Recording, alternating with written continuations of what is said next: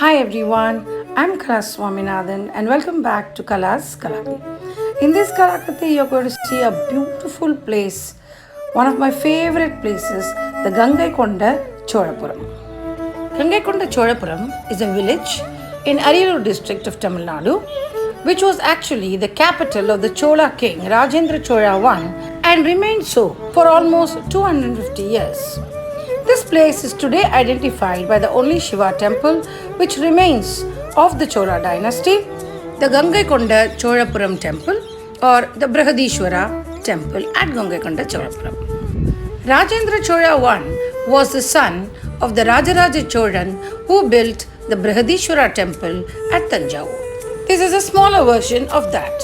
After seeing that huge Dwajastambha, let's see the huge Nandi at the entrance of the temple.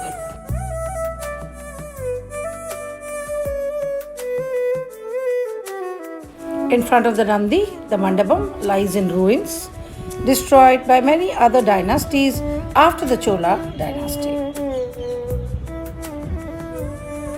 You can see the ruins on the left side of the temple. As we move on to seeing the main sanctorum, there is the Nandi in front. And this is the way up to the Garbhagriha, where you can see Lord Brihadishwara, though we are not allowed any photography.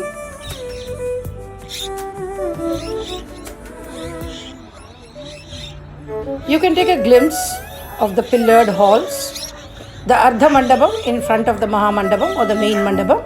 So there are two Mandapams in most of the temples, the Ardha Mandapam through which you enter, and then you go along to the main Mandapam where the Garbhagriha is. Now we go on to the right side of the temple, huge sprawling premises, and here you can see the entire stretch of the temple on the right side. There is a Nandi, the huge sprawling walls on the left and right, which were probably a fortress.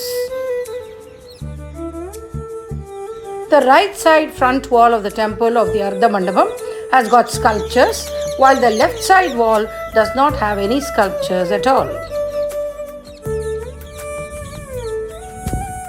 You can see the eroded, worn out ruins of these sculptures here.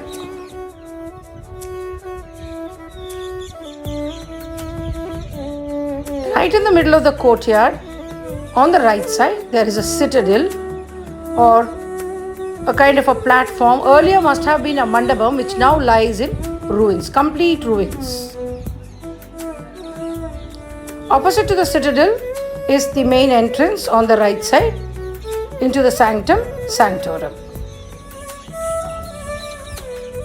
You can see some beautiful sculptures on the walls. The Nardana Ganapati, Ardhanarishwarar, half Shiva and half Parvati.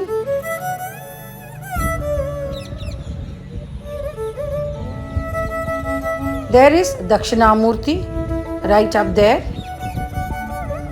I did not climb up, so I took him right from down below.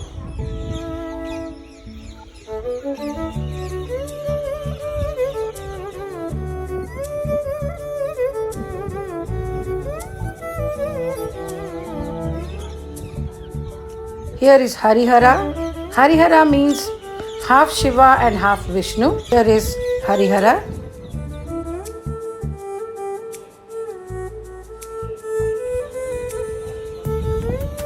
There are a lot of other sculptures which are all eroded and the features are not very visible to make out what they are. Here is our Lord Nataraja dancing on the Muyalagan or Apasmara, that is our ego, which shows doing away with our ego in this life should be the very goal of our life. We move on to the Vinayagar sannithi, where again no photographs allowed of the main deity. And right next to it is another sannithi where there are no idols, which could probably have been used for promoting music and dance. There are two wells in the temple, one on the right side and one on the left side. Temple got the name GANGAIKONDA CHOZHAPURAM because Rajendra Chola happened to seize many kingdoms of the north and insisted that these defeated kingdoms bring pots of the Ganges water and fill these wells in the temple with the Ganges water and so bring the Ganga into his kingdom.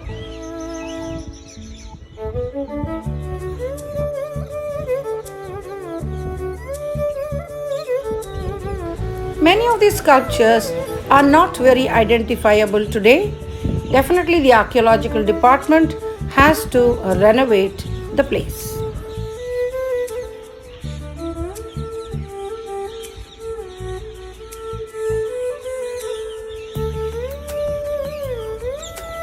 You can hear the chirping of the birds in the background.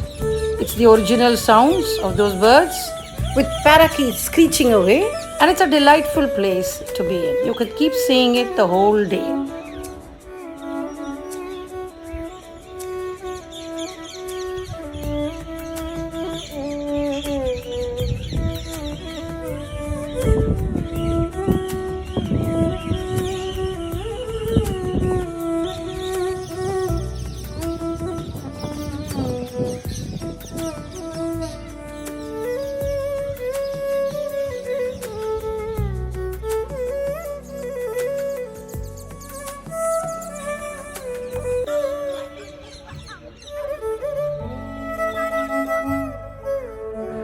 Now we move on to the left side of the temple.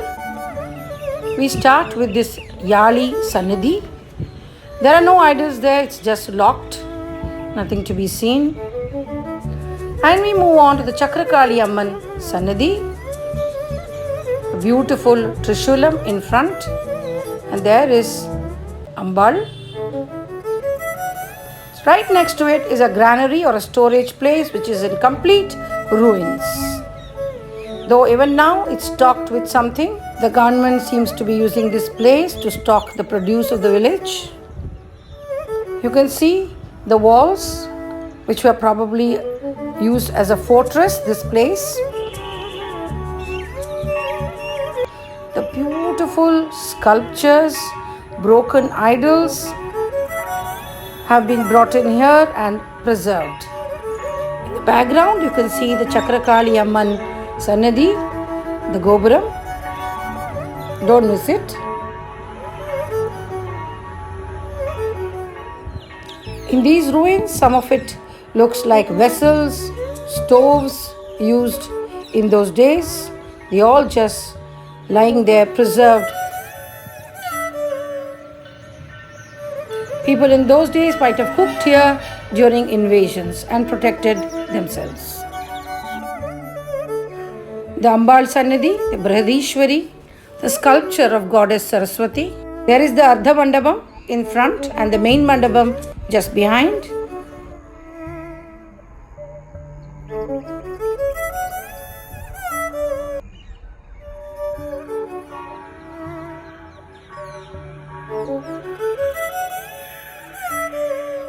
The Dwarapalakas on either side. And there is Brigadishwari, a huge Ambal.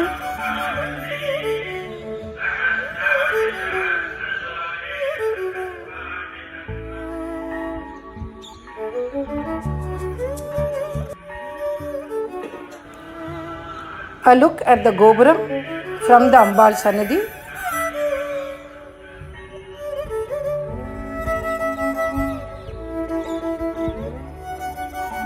The main Gopuram is almost 180 feet in height, 10 feet less than the Brihadishwara temple. There are no sculptures in the front wall on the left side. It's just the wall. Unlike the right side where we saw sculptures, this Gopuram, unlike Brihadishwara temple, is curved. There is the Chandakeshwara Sannidhi and the wells into which Ganges water was poured. The Chandakeshwara Sannidhi faces the main Sanctum Sanctorum.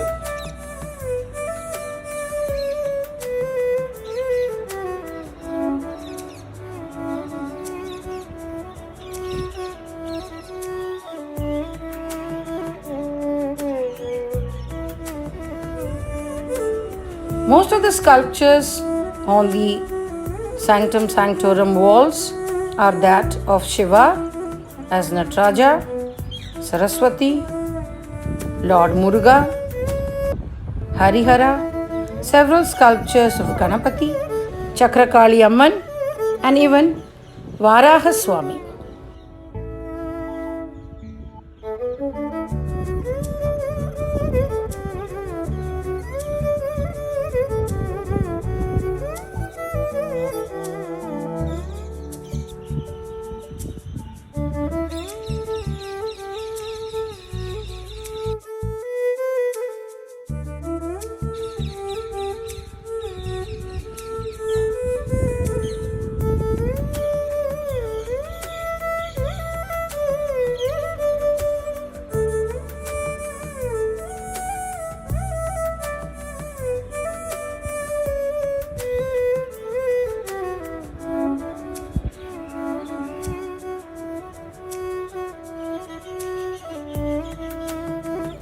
Lord Muruga with his concerts.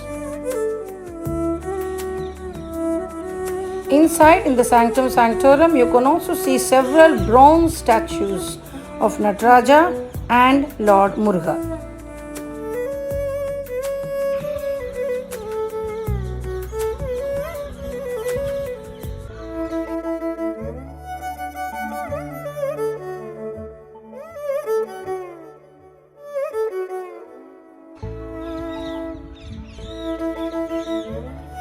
The sculpture of the Chakrakali Amman, which is still quite good.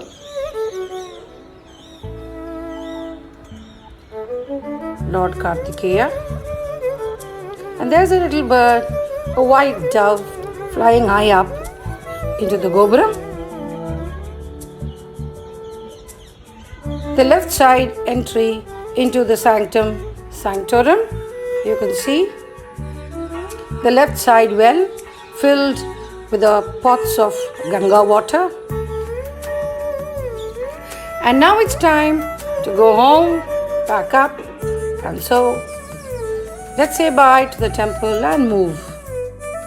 I hope you enjoyed watching this beautiful place, a breathtaking place, as much as I enjoyed going around and seeing every part of it. Do subscribe if you like my videos.